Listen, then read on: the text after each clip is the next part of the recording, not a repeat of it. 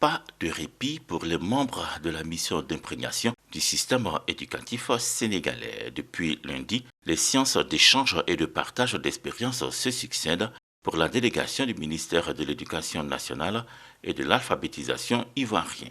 Des travaux pour s'imprégner des différentes réformes du système sénégalais, ses acquis, ses défis, sont passés en revue avec les différentes directions hautes et leurs structures techniques, la politique générale de l'éducation, la formation des personnels, la politique d'introduction des langues nationales et d'éducation non formelle, celle d'approvisionnement en manuels scolaires et bien d'autres points majeurs. Après les travaux en salle de visite de terrain, première structure à recevoir la délégation ivoirienne, celle en charge du système d'information et de management du ministère de l'Éducation du Sénégal.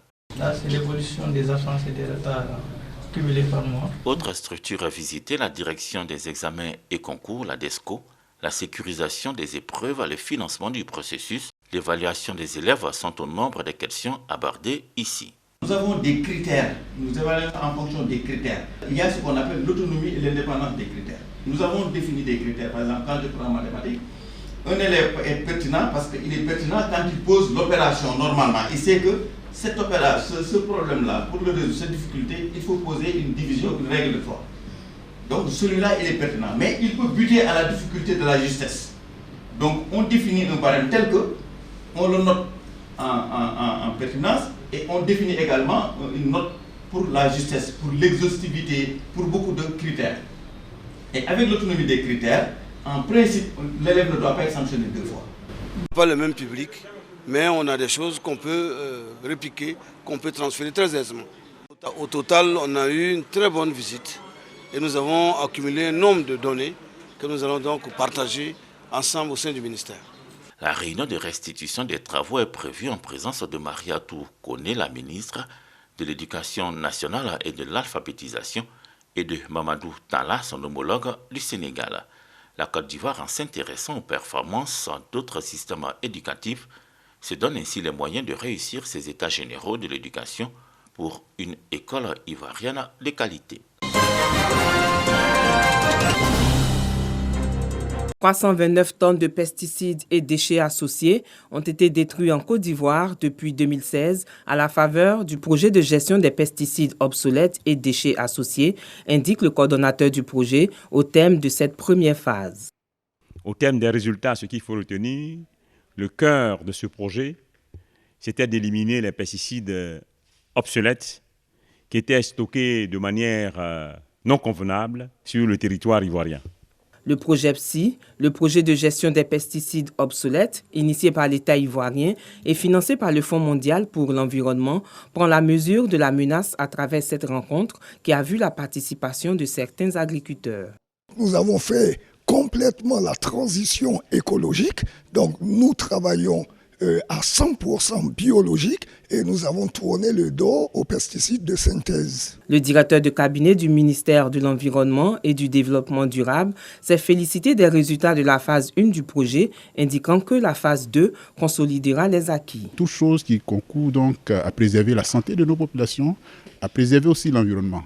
Et donc l'atelier nous a donné l'occasion de partager ces résultats, mais en même temps, l'atelier nous a donné l'occasion aussi de présenter les perspectives.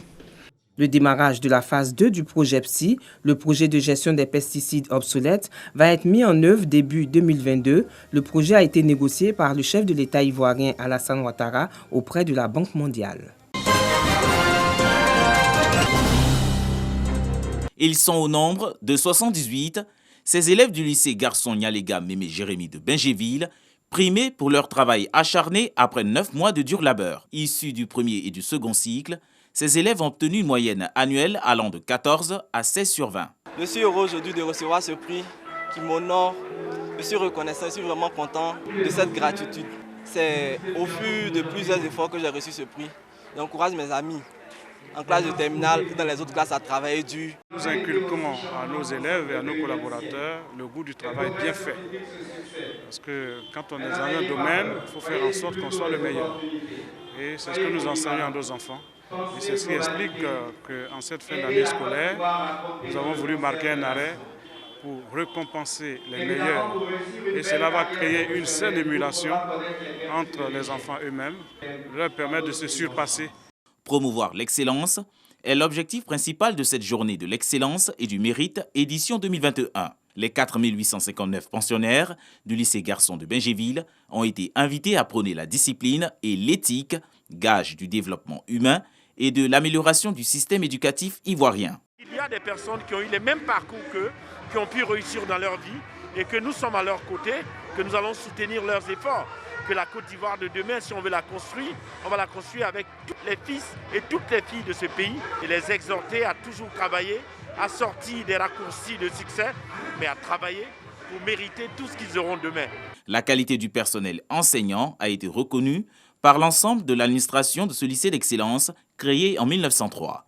Plus d'une dizaine de pédagogues ont été primés.